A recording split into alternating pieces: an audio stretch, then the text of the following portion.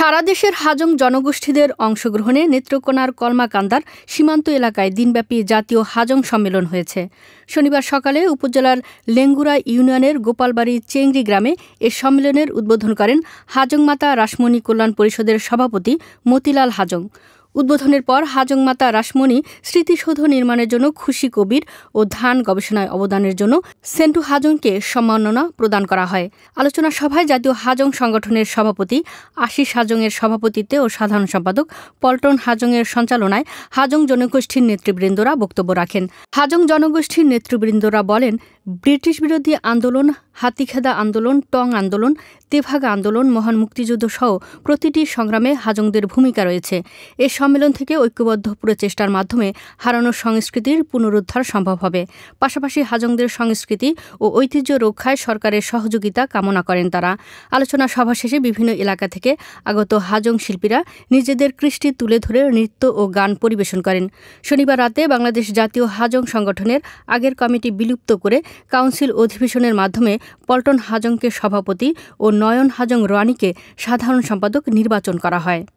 টঙ্গ থেকে তেভাগা, ব্রিটিশ বিরোধী আন্দোলন, হাতিখেদার আন্দোলন থেকে শুরু করে জমিদার প্রথা উচ্ছেদ এবং মহান মুক্তিযুদ্ধে হাজংদের গৌরব উজ্জ্বল অবদান রয়েছে। হাজংরা একটি উৎসবমুখর জাতি। তারা এই যে মিলন মেলা আজকে যে হচ্ছে ষষ্ঠ জাতীয় হাজং সম্মেলন, এই হাজং সম্মেলন সারা বাংলাদেশ থেকে বিভিন্ন শ্রেণী পেশার মানুষ থেকে শুরু করে সবাই, কিশোর কিশোরী, বিভিন্ন সাংস্কৃতিক দল এখানে অংশগ্রহণ করেছে। আমি মনে করি এই যে হাজংদের যে একটা মেলবন্ধন, আজকের এই মেলবন্ধনটি তাদেরকে ঐক্যবদ্ধভাবে লড়াই সংগ্রামে আগামী দিনে নতুন বাংলাদেশ বিনির্মাণে আমি মনে করি হাজং সমাজ একটি কার্যকর ভূমিকা পালন করতে পারবে। শেরপুর, নালিতাবাড়ি, তারপরে ধরমপাশা, সুনামগঞ্জ, এখান থেকে অনেক হাজং আসছে। আমরা একত্রিত হয়েছি।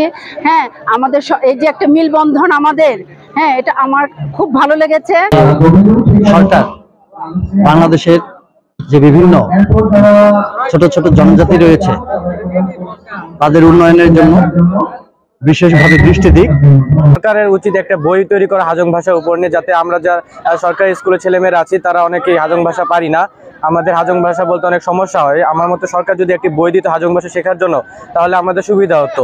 বছর পর আমাদের এর আগের বার যেটা হয়েছিল 5-6 বছর আগে, আবার 5-6 বছর পর আমাদের এই জাতীয় আমাদের হাজং ষষ্ঠ সম্মেলনটা আবার আজকে অনুষ্ঠিত হয়েছে এবং এখানে পুরো হাজং আমরা সবাই একসাথে একত্রিত হয়ে একটা সুন্দর একটা মিলন মেলা, একটা পরিবেশ সৃষ্টি হয়েছে।